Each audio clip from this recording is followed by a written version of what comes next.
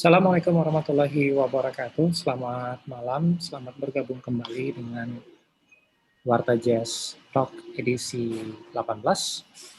So I welcoming you all, everybody who joining us tonight for the WartaJazz Talks edition number 18. Assalamualaikum warahmatullahi wabarakatuh. Selamat malam semuanya. Senang sekali bisa bertemu kembali dalam kesempatan yang berbahagia setelah sempat off beberapa minggu ya, karena ada kesibukan lain yang mesti kami kerjakan.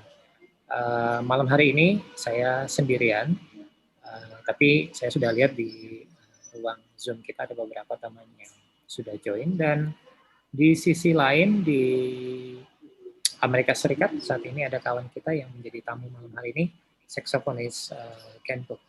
So for those who just joining with us, thank you very much. Tonight that we have our special guest, a saxophonist from the United States of America, Mr. Kento. Hello, Ken. How are you? Hello, assalamualaikum. Waalaikumsalam. Good evening. Yeah, selamat pagi, of course.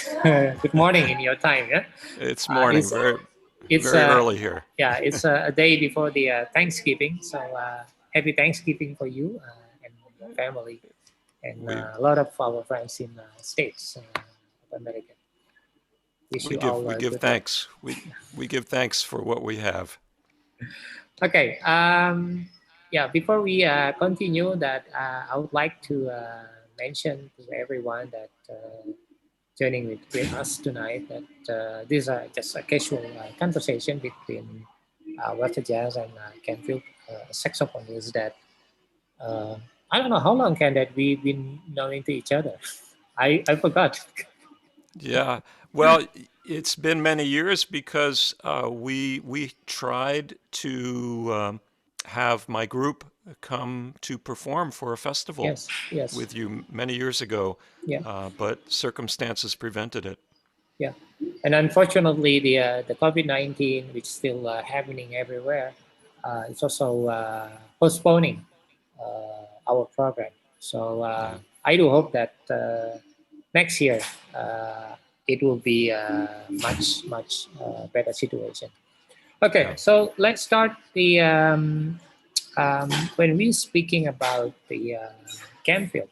How did you project it yourself in the say the music scene in your area, or say the country, the United States of America, where the jazz was born? Well, how did I begin getting involved in music and jazz? Well, you know, I've been playing since I was a small kid, and I gradually got involved in different kinds of music and improvisational music in college and after college. I started playing creative music a few years after that, playing with an experimental group called Birdsongs of the Mesozoic, which was a kind of a rock group, a post-punk chamber ensemble. And I learned a lot from that group. I learned a lot about composition and about creativity. Started writing music with that group. And about the same time, I started writing soundtracks for my late wife, who was an animator, who made animated films, including some work for Sesame Street. And I would improvise a lot of that soundtrack music on my saxophone, layering the saxophone, maybe doing some percussion. And eventually I decided I should put out a solo CD of that kind of music, which I put out in the late 80s, I think, maybe 90s, called Subterranea. And this was a CD of layered saxophone improvisations mostly that I did in an underground room in the U.S. state of New Mexico. And it was very well received, and I did some more of that work. then I started to form about the same time this group called the Revolutionary Snake Ensemble. This was a group that was influenced a lot by New Orleans second line music, by New Orleans jazz. New Orleans is the area in the United States where jazz was born, with the music of Louis Armstrong and others. And it has a lot of layering of melodies, of instruments like horns. And that's something that I'm very interested in doing, layering improvisation and melodies in a counterpoint kind of way. And that group has now released four albums. We have another one that we're going to start working on soon, and that's been widely distributed in the U.S. and internationally, along with my solo work. I see. And when did you first time doing an international debut? Yeah, probably about 10 years ago. I have had a couple of opportunities. I toured in France with a guy named Willie Alexander, who's very famous here in Boston as the godfather of punk. I see. He he played with the Velvet Underground for a little while, and he is a very creative guy, very amazing guy. And he was well known in France, so he toured there. I've toured in Europe and in Mexico with a dance group. I wrote music for their dance performance, and did some performing with Birdsongs of the Mesozoic. I played with the Revolutionary Snake Ensemble in a festival in Italy, in Venice, a few years back. So a number of different international opportunities. And then every year I've been going to Australia for the past 6 years to perform and lead a band there for a festival. So can you elaborate much more about your project in Australia? Because I mean, every time you go there, you must be passing our airspace. Yes, I wave hello every time. So I have been involved for about almost 15 years with a festival here in Boston, in organizing a festival called the Honk Festival. Okay. And the Honk Festival is a festival of what we call activist street bands. These are community-based bands that play music, brass band music usually, sometimes drum ensemble music, based on New Orleans or Balkan brass band styles. And we started small with about 12 bands. We now have about 25 bands every year. But about 6 years ago, the folks near Sydney in Wollongong, Australia, in New South Wales, decided to do a festival very similar based on our Honk Festival. And so they now have the Honk Oz Festival, and they've invited me, starting in the very first festival, they invited me to come and to lead a pickup band there.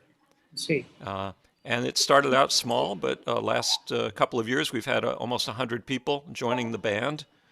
These are people from a variety of levels of experience, and we perform my music and some music that I've arranged.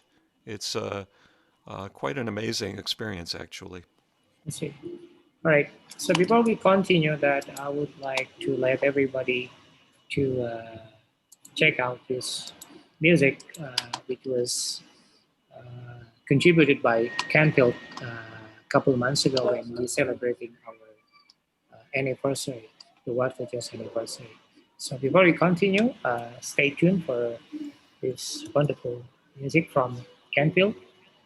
Buat teman-teman yang baru saja bergabung, selamat menikmati Paris Barantai dari Canfield.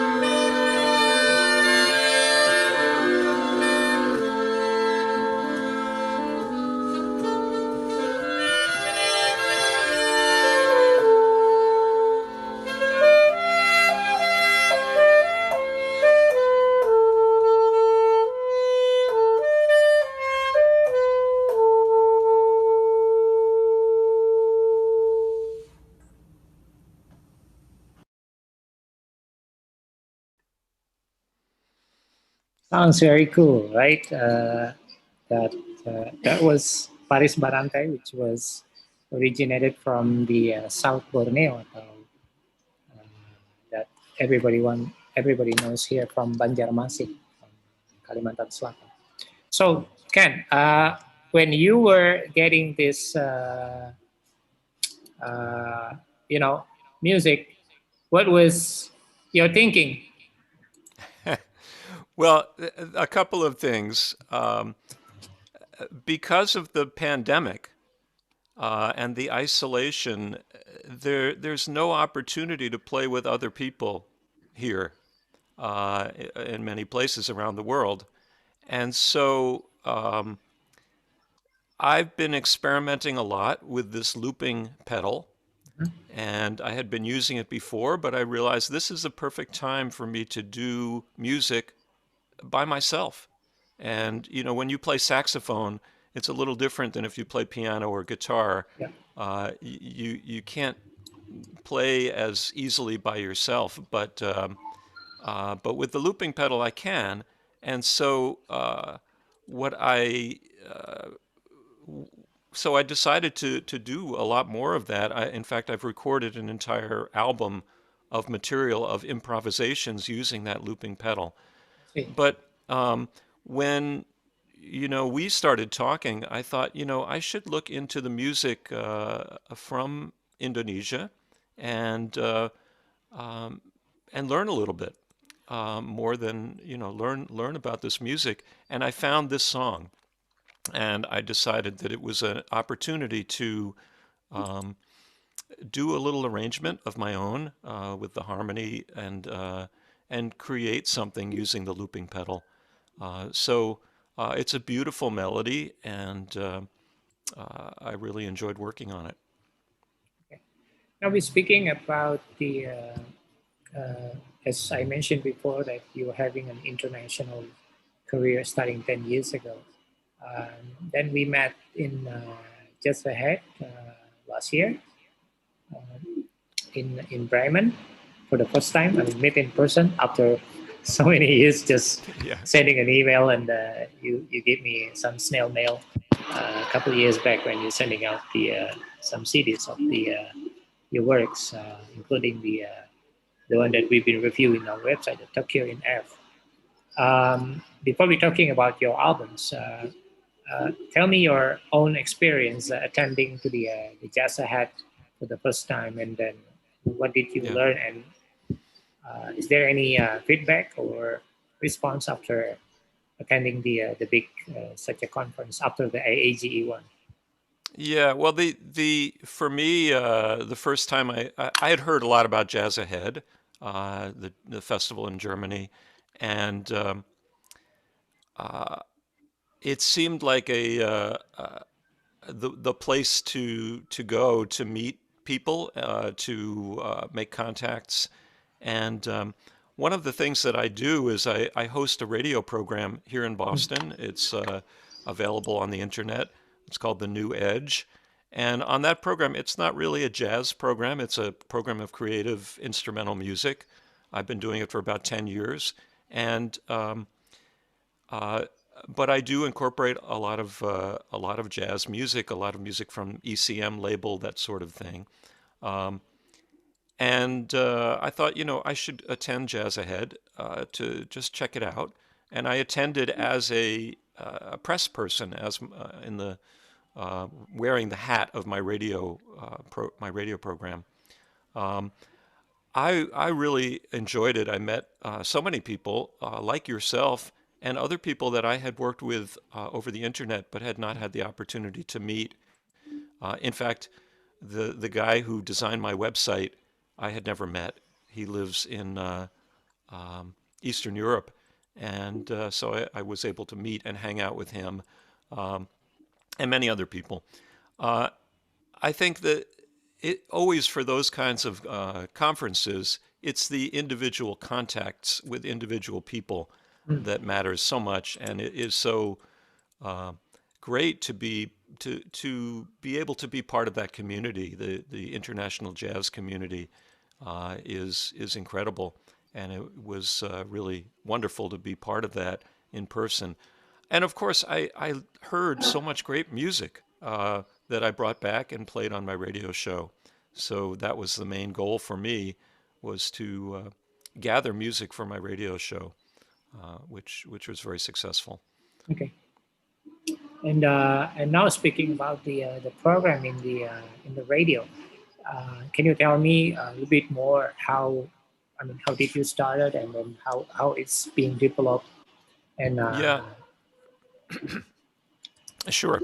So I did radio back in college. I enjoyed doing radio, but then I took a long break from radio and got back to it about 10 years ago. I decided I wanted to do a radio program again. I contacted the people at the radio station at MIT here in Boston, in Cambridge. It was a great radio station called WMBR, and the website is wmbr.org. And I started doing this program called The New Edge. The website is wmbr.org/New Edge. The idea was to do music that was new and creative, covering a lot of different territory, including improvisational music, including modern classical music, ambient music, electronica, all kinds of instrumental music that doesn't have a lot of opportunity to be heard on traditional jazz stations or classical stations or pop stations. This is music that mostly is in the cracks. And it's kind of similar to some of the music that I myself play. That's why I took an interest in it. So I've been doing this now for, as I say, 10 years. I've had so much opportunity to hear and play great music from all over the world. I encourage people to send me music. They can contact me via my website. Again, it's wmbr.org. I'll put it in the chat, actually, but wmbr.org/New Edge. And let me just do that. wmbr.org/New Edge.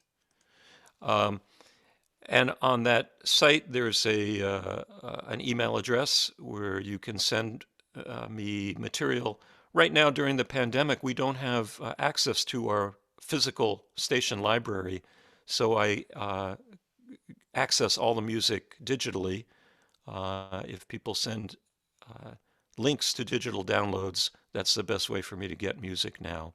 And I encourage people to send me instrumental music that that might fit in. You can look at my playlists and see the kind of music that I play.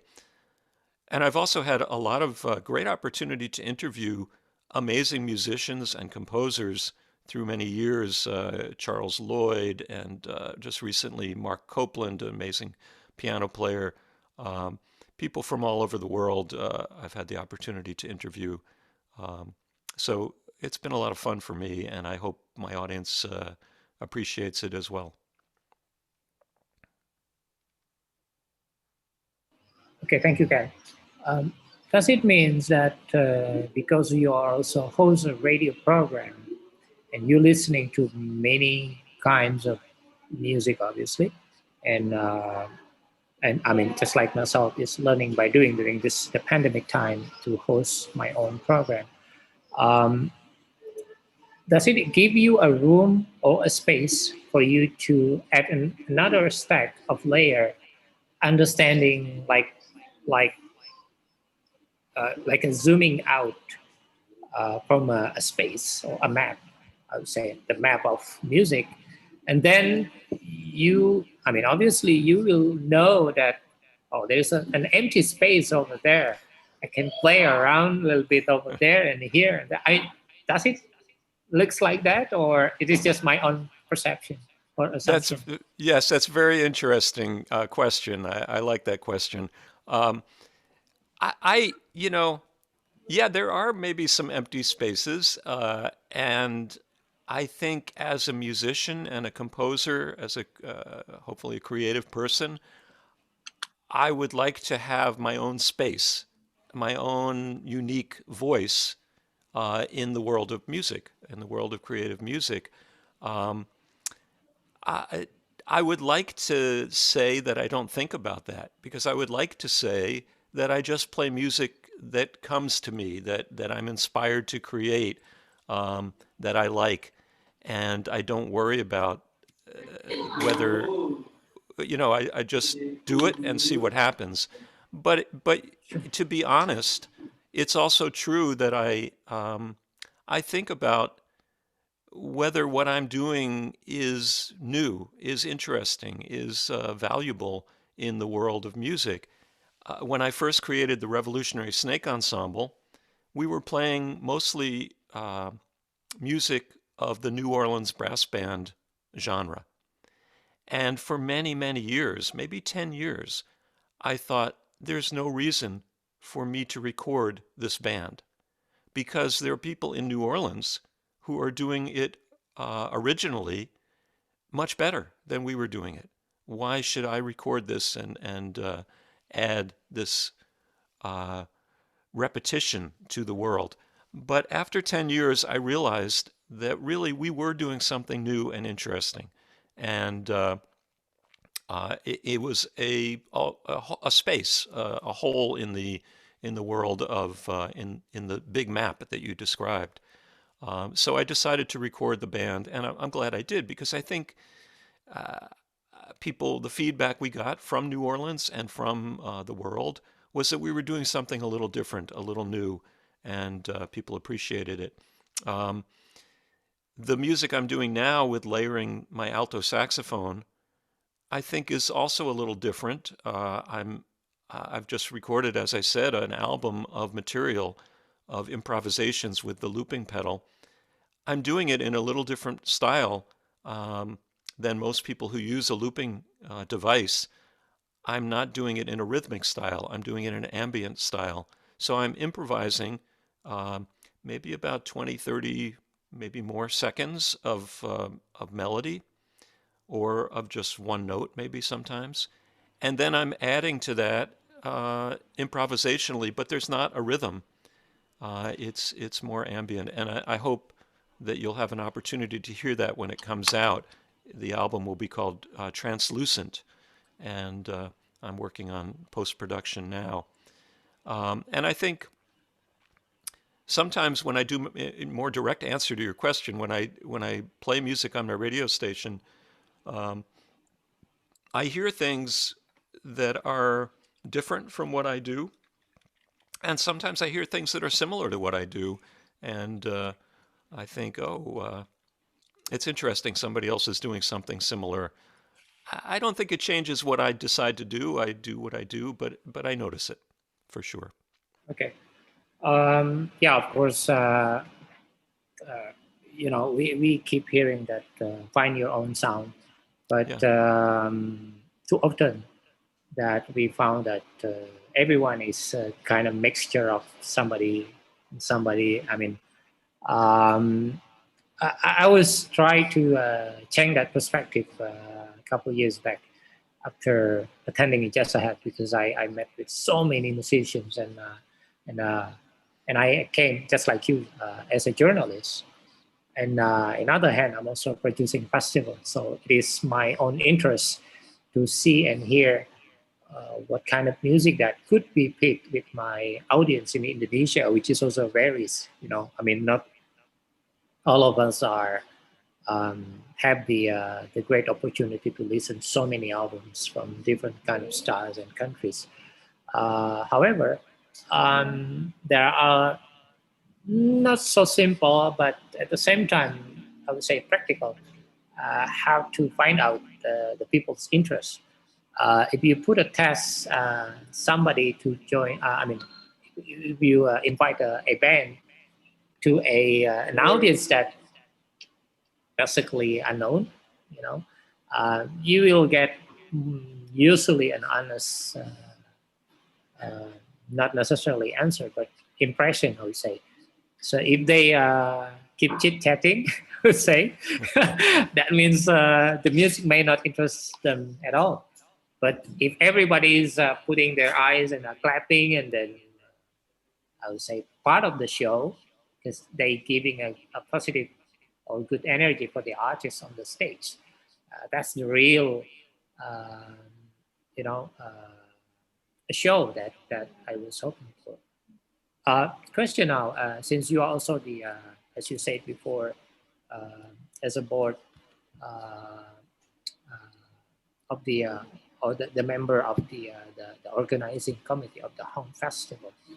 Um, what is your own criteria when you are curating or selecting any talents to joining the festival? Well, that festival is unique. The Honk Festival is a little unique because we are a political festival. We're a festival of activism. So part of our interest is in bringing groups that are community-based, that are diverse, that are trying to make the world a better place. That's our definition of activism. Okay. And that are not necessarily professional groups. So that's the concept there. And we pick bands based on many different dimensions for that festival. We have a committee that there's an application process and a committee. So that's a little unique. But I also am involved in a number of different organizations. I'm now the president of the board of an organization called Jazz Boston, Yeah. a jazz advocacy group in Boston. And as a curator of my show, and the curator of a music series here in Boston, a live music series, what I look for is people who are doing something a little different. People who are doing something that I haven't heard 100 times before or 1,000 times before. And I have no problem with people who are doing things that have been done before and doing it well. There's a good place for that in the world to honor the tradition of 1960s or 50s Miles Davis, to honor the tradition of Charlie Parker by replicating some of that music. That's a great thing and an honorable thing to do. It's just not what I want to do, and it's not what I want to promote. I want to promote people who are taking things one step further, and as you say, maybe combining different styles to make a new style, the way Dizzy Gillespie did with Latin music, and the way others have done, Stan Getz, the way others have done with music from all over the world, and people like Donnie McCaslin, who are combining his post-Coltrane style with modern electronic music, or people who are incorporating hip hop. So there's so many ways to create something new, and I think that is what I'm interested in my own music and in the music that I promote on my show or in the festivals that I'm involved with. Okay. So getting much more interesting, and just want to say hello to people who joining us in the group. They were Agam Hamza. Hello, Mas Agam. Agam is one of the Indonesian very famous guitarists, and he also has an interesting group, which I would like to introduce you later, and hopefully Mas Agam also can join us to have a chit chat a little bit. Also, there is Dwi Rahmat, which was asking the address of the website before. Dwi was graduated from the States, and is I would say environmentalist. So he's a kind of also activist, just like you mentioned before. And there are some other guys. They were Mas Hidayat from Tangerang, and also Mas Frankie Kurnia. And I also see there are Mas Ade dan Bu Endang. Bu Endang is she's a diplomat, and her son, Mr. Ade, is one of the versatile piano player, which is quite often they are watching us and noticing that if we interviewing some interesting musicians, that I would say, I mean, it's not just like an ordinary one, because what you were doing is also kind of similar what we were doing. We're not just presenting a music which everybody can access, of course, nowadays with so many choices in different platforms. But you would like to present something with the meaning. So then everybody can bring something and then, again, add an extra layer to their lives, not just the music. Before we continuing, I would like to give a rest a little bit for everyone and then enjoy another music again from Canfield, a saxophonist dari Amerika Serikat. So let me just prepare something before I share it with everyone. Okay. So teman-teman, selamat menikmati kembali kali ini dari Revolutionary Snake Ensemble. Dan inilah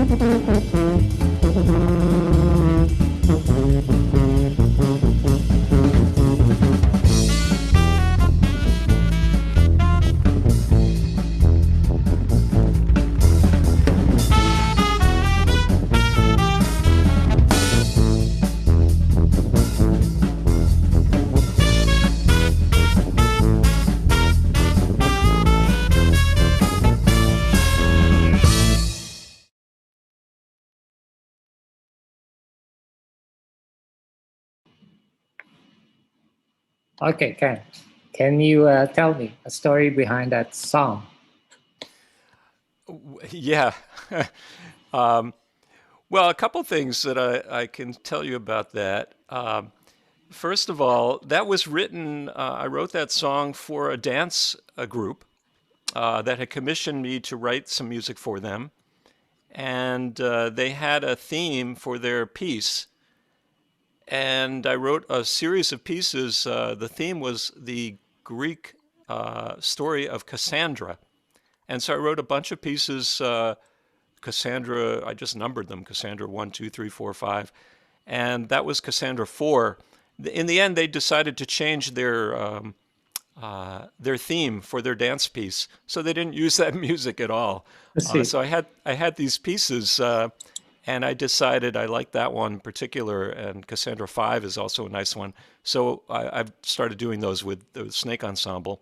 One thing I want to point out, it's great to watch that. I haven't seen that for a while. It's a performance we did at the Kennedy Center in Washington, D.C., a great venue. Yes. And the great to hear my trumpeter Jerry Sabatini, who just did a great, amazing solo, and the tuba player. It's actually an instrument called the helicon, slightly different from a tuba or a sousaphone, and that was Dave Harris. And then on bass was Blake Newman, on drums Phil Neighbors, and to hear them play.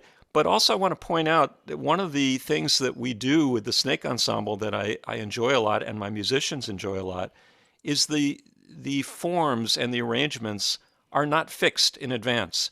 I decide who's going to solo and how long they're going to solo, and whether the bass will drop out or the drums maybe drop out, or whether the whole rhythm will drop out, all spontaneously on the stage. So not only is there improvisational soloing, but the arrangements are improvisational as well. And that adds a level of interest for the band members, for the musicians. Every time we play a song, it's different. And the other thing I wanted to say is, in trying to do music that's new and creative, I also think it's really important to keep some aspect of the music that people of all musical, I don't know, levels can appreciate. For example, a groove. So if there's a groove, I find that you can do very interesting things with the melodies and with the harmonies, and a lot of people in the audience just dig the groove. And you can kind of go out a little more. And the same thing, if you have a very easy to understand melody, you can do interesting things with the rhythm and be creative in other ways. But it's important, I think, to balance things people are familiar with things that are new to people, so they can have both in the same piece of music. They have a little bit of something they can hang on to, and they also have some new things that are kind of stimulating their brain. I see. Right. Um, I would like to know more about what you were just saying before about your. Uh, is it an association, the Jazz Boston? Yeah, it's a nonprofit organization. Um, it's been around for a little while. I took the leadership just recently, and I'm working on the organizational aspect. But the purpose of the organization is to promote and advocate for jazz musicians, jazz audiences, jazz venues in the Boston area. That's what we do. Okay. Um, so because we also here having a lot of jazz community Hmm. span across the country from Sumatra to Celebes, and oftentimes that we start up just by hanging out, 2-3% that simply love music. Some of them even doesn't or not a player. They just a big fan of the music, and of course, I do learn that there are different kinds of jazz community when we're talking about the Indonesian case. There are only the lovers. I mean, as I said, they are not musicians. There are some that they love music. They may play a little bit, but not professional. And they are wannabe musicians. So they were joining the community to strengthening or enhancing their skills. Learning from their mentors, their seniors, and their peers. And they were also musicians that sometimes, but not necessarily, like extending their networks, finding out if there is an opportunity or gigs that come out or something like that. So can you tell us a bit what kind of association that you have over there in Boston? Yeah. So it's all of those things and more. The other component that's really important is the presenters, the clubs, the restaurants, the nonprofit organizations that present music. And of course, right now during the pandemic, that's not happening. It's a very difficult time for everyone. But you need all of those components: the audiences, the fans, the lovers of jazz. The musicians, the amateur and professional musicians, the venues, the media. You need the people who are going to write about jazz in the paper or present it on the radio. So all of those are part of the community. One thing that I think is important to talk about, and I like to talk about, is why jazz is important. Why should people care if there's jazz? They might like it, but maybe there are people who have some ability, some resources to support culture. How can I talk to them and convince them that they should allocate some of those resources to jazz as opposed to other kinds of music or other art forms? And I think that jazz is unique. Jazz is an improvisational art form. It encourages spontaneous creativity.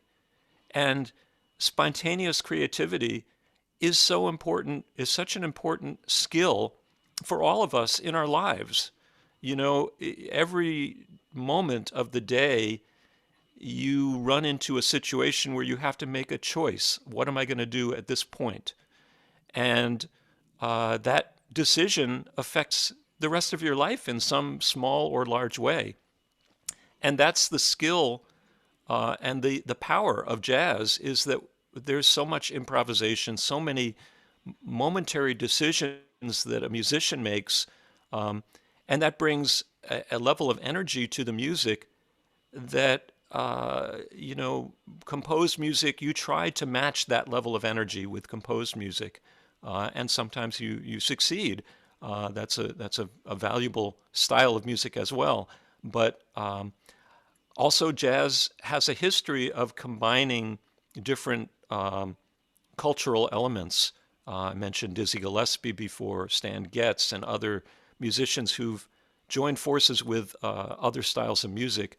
Donnie McCaslin, I mentioned. So a lot of jazz musicians are doing that, and there's a cross-cultural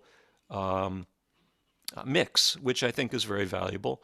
And then another very important component right now, and maybe always, is the origin of jazz as an African-American art form. It's important, especially here in the United States, and I think around the world, to recognize the contributions of African-Americans and to our culture here in the U.S. and worldwide. And that is not adequately done, I think a lot of people would say.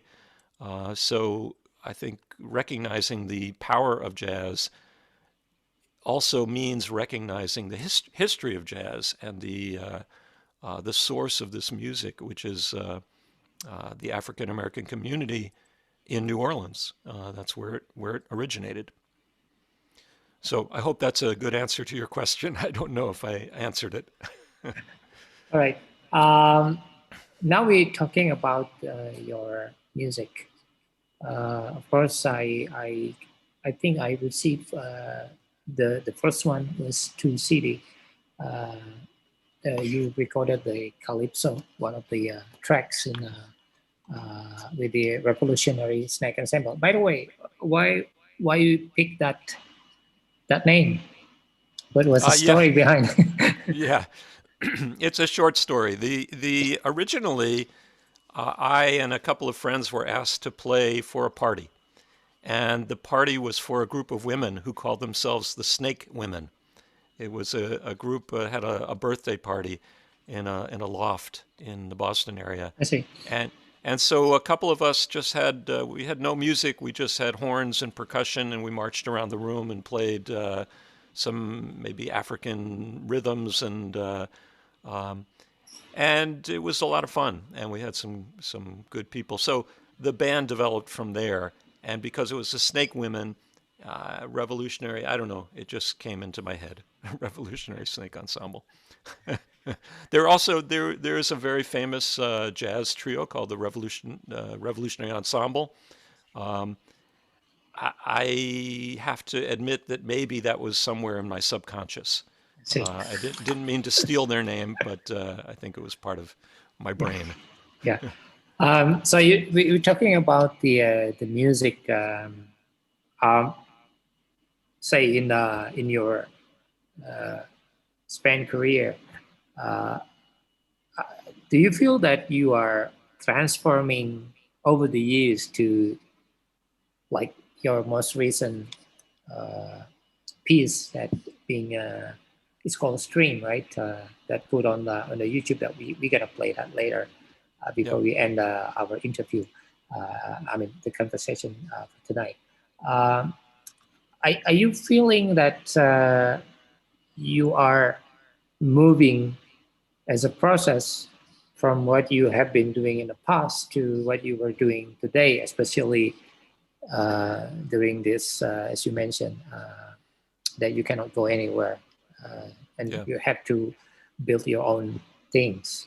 I mean, really your own things. Yeah. Well, I mean, of course, we're all moving. We're all moving through time and through space. And in our creative work, I'm sure we're all progressing from one point to another. I don't know too many people who are still doing the same thing now that they were doing even 5 years ago.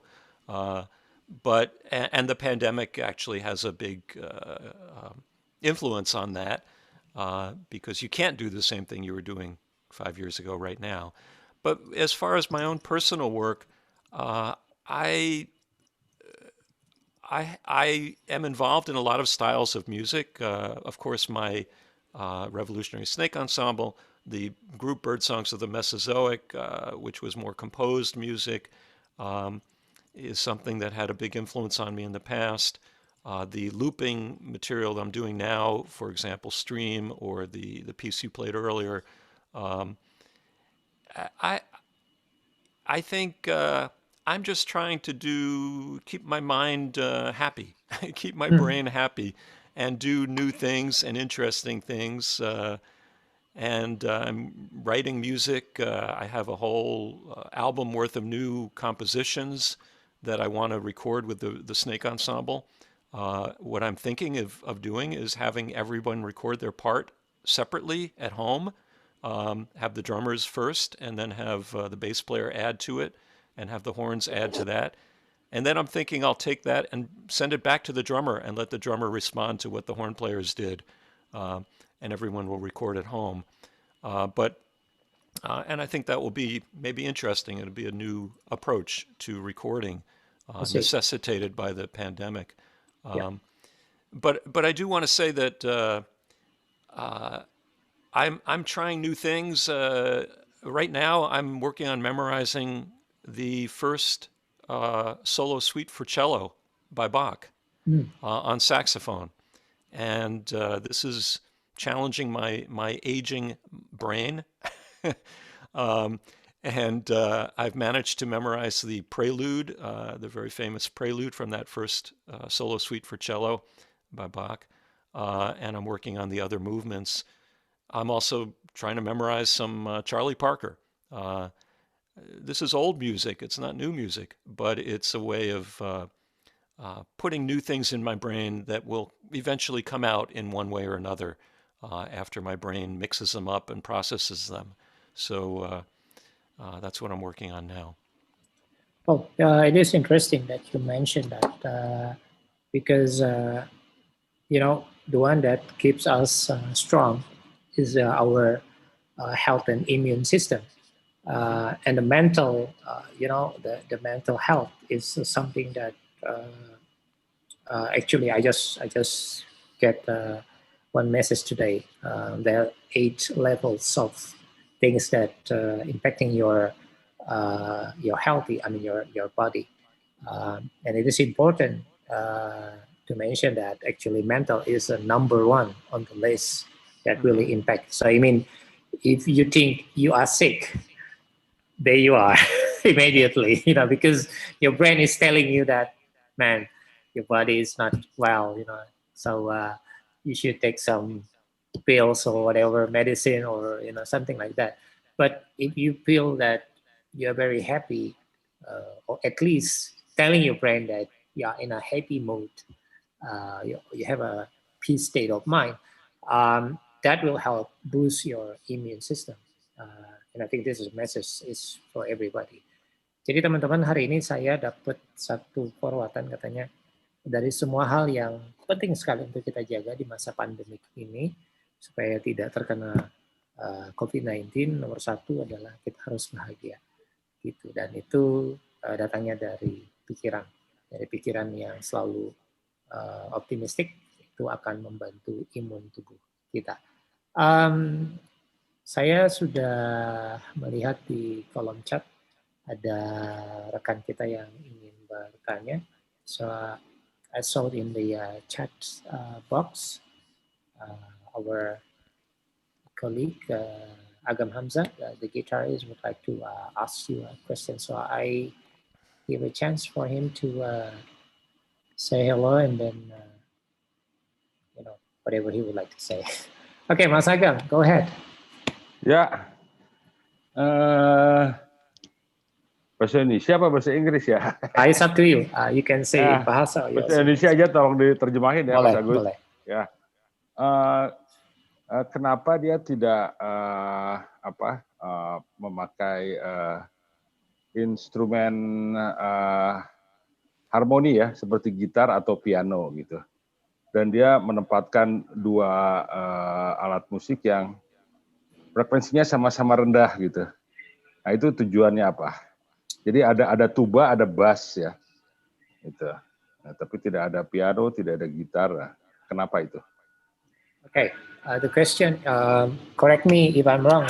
In translating it, question is why did you not picking up,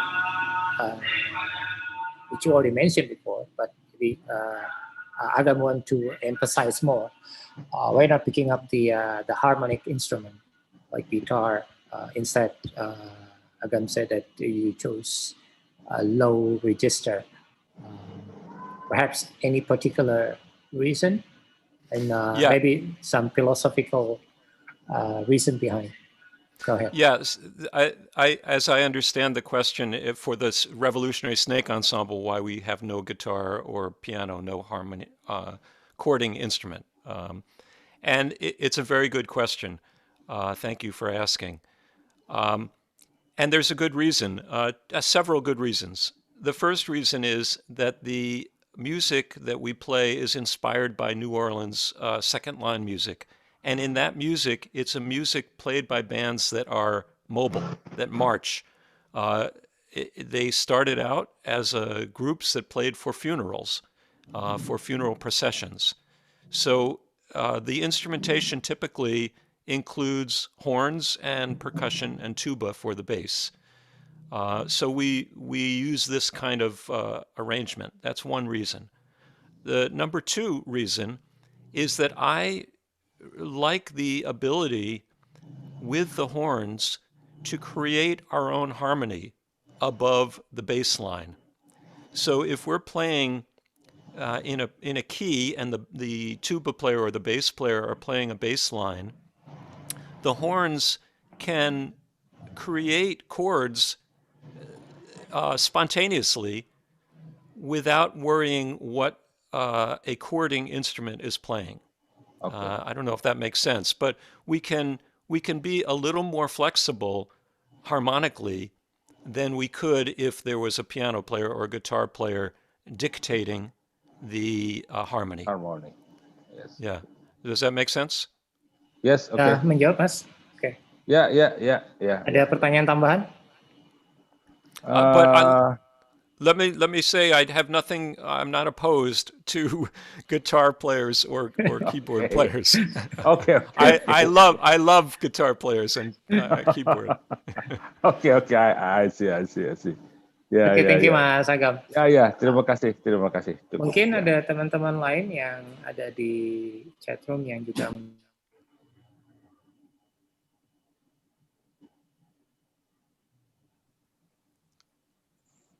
I can't hear you, Agus. Yep. Yes, thank you, Mas Agus. Thank you for your inspiring words, Ken. Thank you. I think jazz musician is the happiest man of people in the world. What you guys talking about when you meet each other? You talking about music, politics, or environment, or what? Because when I'm as Mas Agus mentioned, I work in the area of forest advocacy, environmental issues. If I meet with my colleague, my friends, we always talk about something make our head spinning, talking about politics, talking about the climate change, etc. So I wonder, when you meet each other, do you also discuss about politics, about environment, or forest, or rivers, etc.? Yeah, thank you for that question.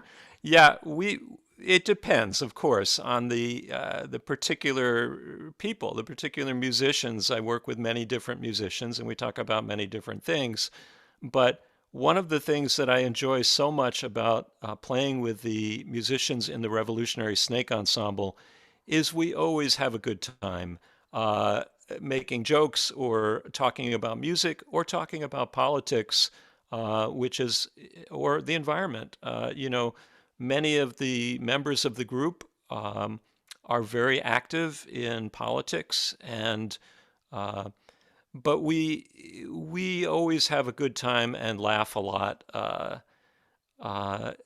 And the key for me for being able to stay happy, I guess, in the face of so many challenges in the world, so many problems in the world, and of course, the politics in the United States is very difficult.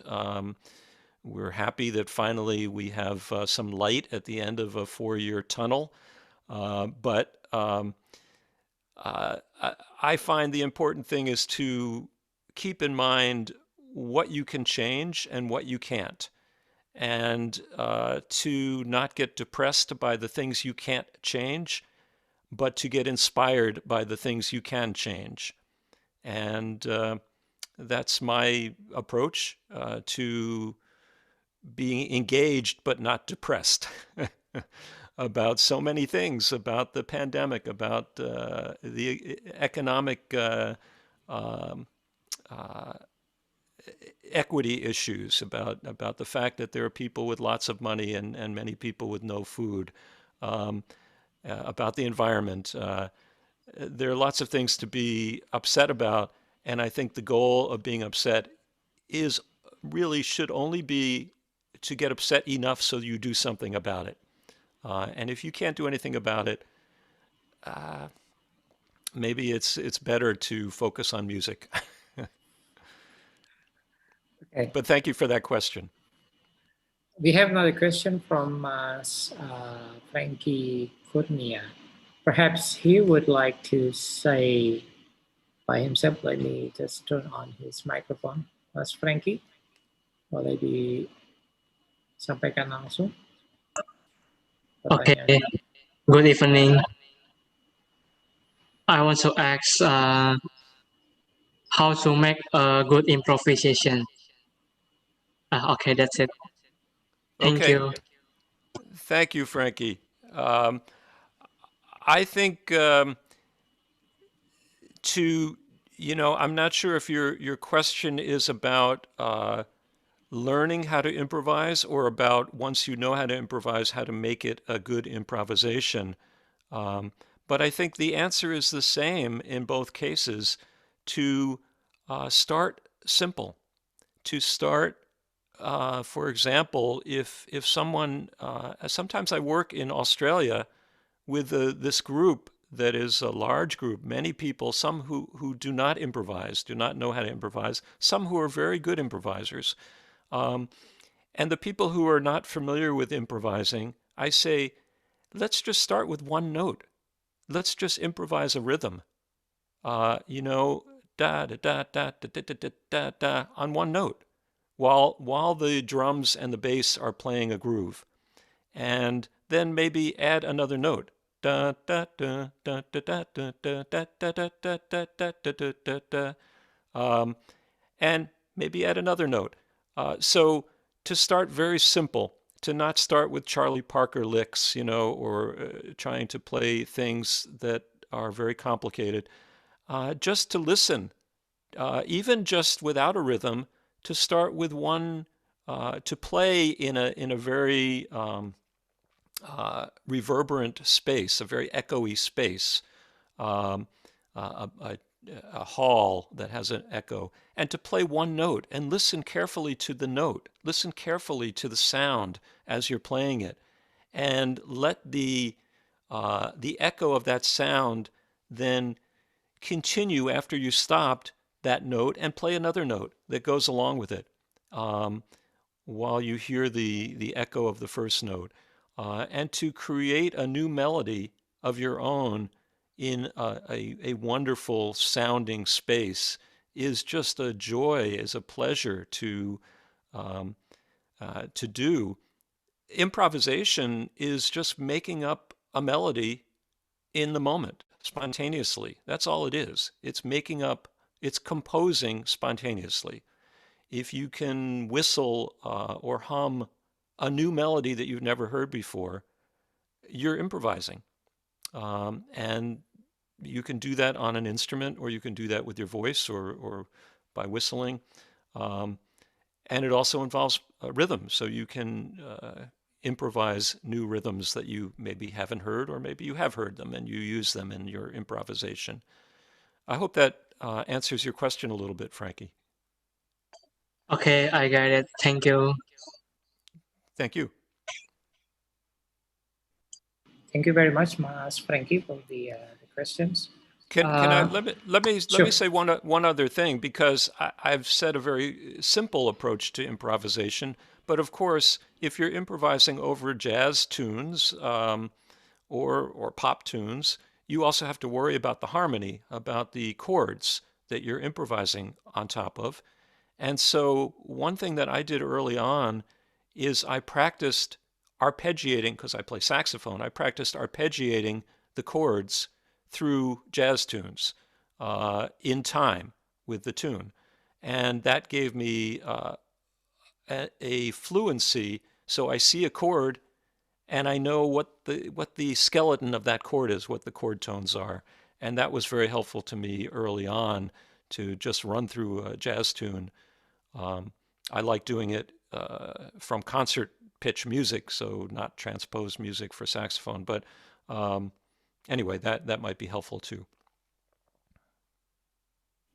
So thank you, Mas Frankie. Let's see if anyone is asking through the social media. If not, then I would like to get to know more about your works that you were saying before, that you are progressing, and hopefully that's come out into an album pretty soon. Can you tell me a little bit more? How many tracks are being recorded or planning to be recorded, and when it's going to be released? Yeah. So what after recording, after getting a couple of opportunities to present my music streaming online because there were no live concerts, and the way I did that was with my looping pedal board. And you'll see, I think you're going to play later, the piece called Stream that I created in that way. It was an improvisation. I improvised one layer at a time, and that looped, and I kept adding things, and then I added some different things. And people liked that. And so I thought, well, maybe I should record in a better environment, in a studio environment, high quality, some other improvisations like this. And so I went in a studio I've worked in for many years, where I could be safe. I was the only one in the recording space, and I had my looping, but I recorded instead of on my phone. We recorded at high quality, and I recorded about 10 improvisations, maybe between 5-6 minutes and 10 minutes long each, and that's the album, and I'm very happy with it. It's different. It's just saxophone, alto saxophone, layered. People who are used to listening to traditional jazz might be a little confused by this music. It's not rhythmic. It's mostly, there's one piece that's rhythmic, but mostly it's free floating, like you will hear on the piece Stream. And the name of the release will be called Translucent, because I thought this, the quality of light that translucent refers to, it's a clarity, it's a, I don't know, I like the word. So, and when will it come out? I don't know. I might put it out on Bandcamp, or I might find a label to put it out, but I haven't gotten to that point yet. Right now, I'm working with a guy who in New York who's mastering this, and he has some ideas about processing this material. His name is, and I'm going to mispronounce it. He told me the right pronunciation, but I don't remember. His name is Erdem Helwiciaglu. And he's a very, I'm sorry, Erdem, if you're, he told me the right pronunciation, but I don't have it in front of me. But he is a very talented musician who has done his own work and also worked with a lot of other musicians. He mastered a release that I did recently called Iridescence, which was a free improv session I did in San Francisco a couple of years ago with a piano player and a percussionist. And we released that as an album called Iridescence on the Ravello label. He mastered that and made it sound really wonderful. So I asked him to work on this, and he has some ideas about processing the sound that are really interesting. So we may release some of the tracks just as pure saxophones, and we may release some of the tracks with his processing that really changes it a lot, makes it more of an environmental experience. But probably more than you want to know about that release, Translucent, but it will come out eventually. Well, looking forward to that. And if let me just say that I do have a website, kenfield.org, and there's an email list. You can sign up if you'd like to get notified. You can go to my website and sign up on the email list. I have two, one for Boston area for my performances and one international. So you can sign up, and I send out very few emails, but I'll send out an email when that when that album is released. Okay, definitely kan. So teman-teman yang mau tahu album terbaru dari Kenfield yang dia rekam di proses pandemi ini, seperti tadi yang sudah dia sampaikan, teman-teman bisa masuk ke websitenya kenfield.org. Nanti tinggal sign up untuk mendapatkan notifikasi dari email, sehingga mendapatkan email ketika albumnya nanti sudah diluncurkan, Anda akan mendapatkan kabar. Tapi pastinya Anda cukup stay tune di WartaJazz karena pasti kami akan menginformasikan. So for those who are just joining at this time of hour, which is almost to our closing. If you like to know about Kenfield and his activities and the upcoming album that will be out hopefully soon, please come to his website, kenfield.org, and don't forget to subscribe for the newsletter. Ken, And thank you very much. You can also, I'm sorry to interrupt, Sure. but you can also, I'm very active on Facebook also, so you can join, be a friend with me on Facebook. I'd be happy to do that. I'm almost at my limit of 5,000, but I have some room. Okay. And also you can become a Facebook fan of Revolutionary Snake Ensemble. If you would like to join and learn about Revolutionary Snake Ensemble, we have a Facebook page there. Okay. And just in case if everyone is interested to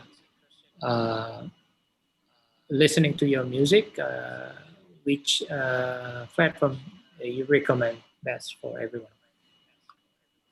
I'm not so good with online options for listening, but there's a lot of my material on YouTube, so you can go to Revolutionary Snake Ensemble, and there's a video page there, revolutionarysnakeensemble.org. There's a page there with the videos, including a lot of they're not really videos; they're just the music on YouTube. And some of my music, my newer music, is on Bandcamp, but not much of it. You can look around online and find it.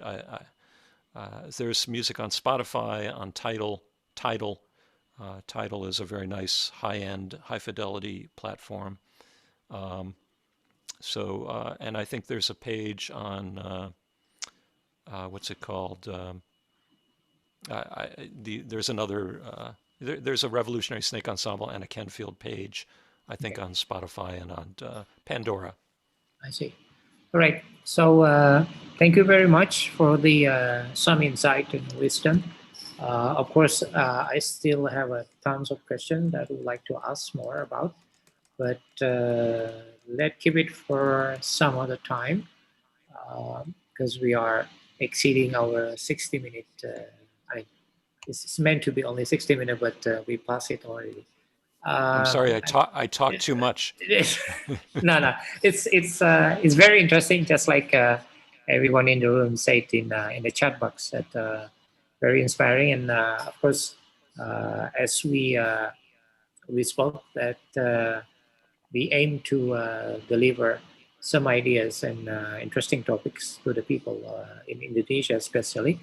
And WartaJazz is try to give an option for everyone to pick up any interesting music and musicians from around the world. And tonight we are happy that you are joining as our special guest for the WartaJazz Talks, the edition number of 18.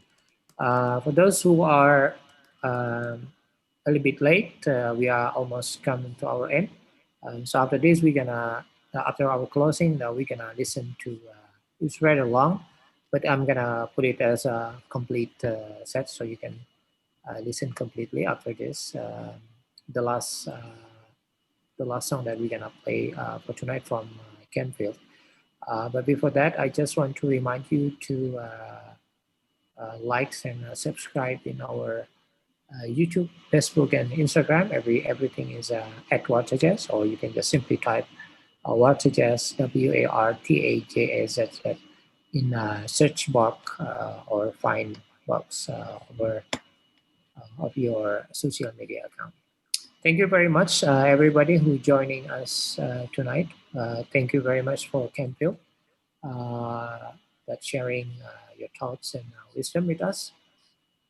And also for those who are watching this from the your social media, Facebook, YouTube, and the Instagram at WartaJazz. Also, thank you for the Excel Home for the internet connection. Without them, that of course we cannot have the smooth conversation. Perhaps there are some words that you like to say before we say goodbye on this session, Ken? Go ahead. I just want to thank you for giving me this opportunity. Thanks to the people who are watching and the people who ask questions. I very much appreciate this opportunity to share my music. Music is communication. That's the whole point of playing music, is to communicate. And so this gives me an opportunity to communicate with you and with the people who are watching. So I appreciate that. Thank you so much. Good luck to everyone in the future, and I hope to see you in person one day. So again, thank you very much. And after this, I'm gonna play, as I said, the track from the Canfield. It's called Stream. You can also find that in the YouTube. Just type in Canfield and Stream to get this track and to get to know more about what Canfield and his revolutionary snack ensembles doing. My name is Agus Setiawan Basuni. Saya ucapkan terima kasih banyak sekali lagi untuk Anda yang menikmati atau mengikuti WartaJazz Talks pada malam hari ini yang sudah masuk ke edisi 18. Tetap jaga kesehatan, stay healthy for everyone. Keep wearing masks every time that you went out or doing any outdoor activities. Stay distance when you're meeting people.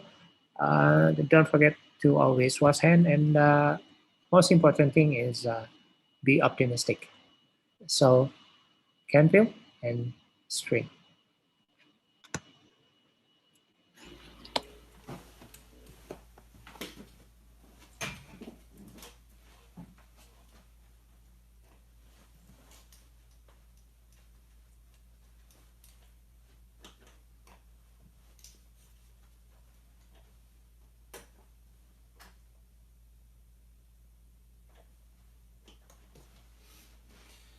Hi, my name is Ken Field, and I'm recording this improvisation for the Cambridge Arts Council Stream Festival, and I'm sending all of you very best wishes.